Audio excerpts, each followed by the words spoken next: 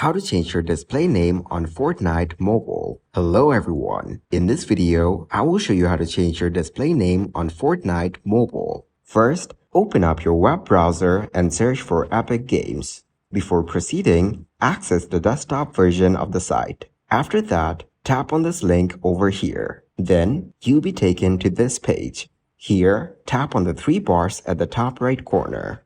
Next, simply tap on the profile icon on the right side. After that, click on the account option in the menu. Once you are here on the account settings page, tap on the edit button next to your display name. After that, you'll be able to change your name. Thank you guys for watching this video. Hope you got some value. Make sure to like the video and subscribe to the channel to get notified of new videos.